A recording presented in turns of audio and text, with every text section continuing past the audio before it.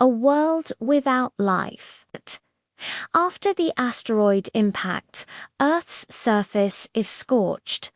Its skies are dark with smoke. Its oceans are barren. This is our planet after the Great Extinction. But this story is not about death. It's about rebirth. 66 million years ago, life on Earth was wiped out, but not all of it. And over the next 66 million years, our planet would rise again. Volcanoes erupted, reshaping the land and creating fertile soil. Rain fell from the sky, cleansing the atmosphere and nourishing the ground. And from the ashes, the first green plants pushed through, reaching for the light. A new forest grew in this empty world. Small ferns spread across the land. Then vast jungles rose up.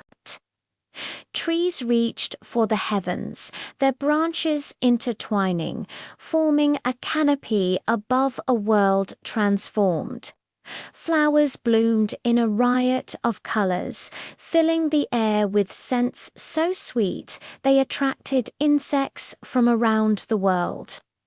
Under the sea, life began to flourish again. Microscopic plankton multiplied, forming the basis of a new marine food chain. Glowing coral reefs teemed with fish, their scales shimmering in the sunlight filtering down through the water.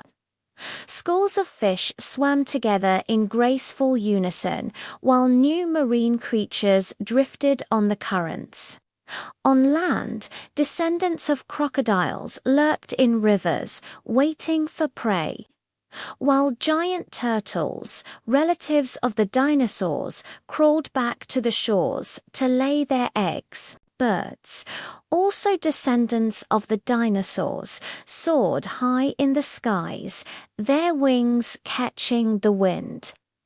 Mammals, small at first, scurried through the undergrowth, surviving by being small, furry, and nut-dwelling.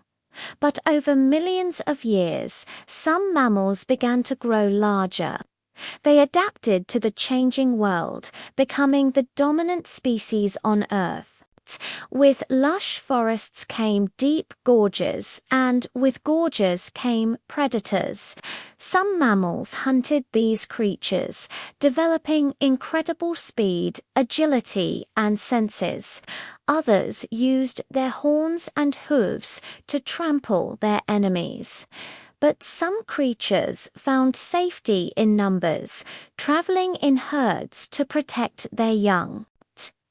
In the skies, birds built their nests high above the ground, while insects buzzed from flower to flower, carrying pollen on their furry bodies. New species of plants and animals thrived, filling the land with life. And as the continents moved, new mountains rose, capped with snow, their peaks scraping the clouds. Vast grasslands stretched as far as the eye could see, dotted with herds of grazing animals. The earth was healing, rebuilding, and creating a living world full of beauty and diversity. From the smallest bee to the fiercest predator, each organism played a role in the balance of nature. Mighty elephants roamed the earth, their tusks like ancient swords. Giant whales breached the surface of the water, their bodies glistening in the sun. Big cats stalked their prey, their paws silent on the grass. Wolves ran in packs, their howls echoing through the forests. And as the sun set over the horizon, painting the sky with hues of orange and purple, the symphony of life played out once more. The Great Extinction had changed the world forever. Many species were wiped out, but not all. And from the survivors, new life arose, filling the empty world with beauty, diversity, and wonder. Our planet has the extraordinary ability to heal, to rebuild, and to create a living world full of beauty and diversity. Even after the greatest destruction, even after the most devastating extinction, life always finds a way. And in the end, that is the story of our Earth, a story of death and rebirth, destruction and renewal, loss and recovery. It is a story that has been repeated over and over again throughout the history of our planet. A testament to the resilience and tenacity of life itself.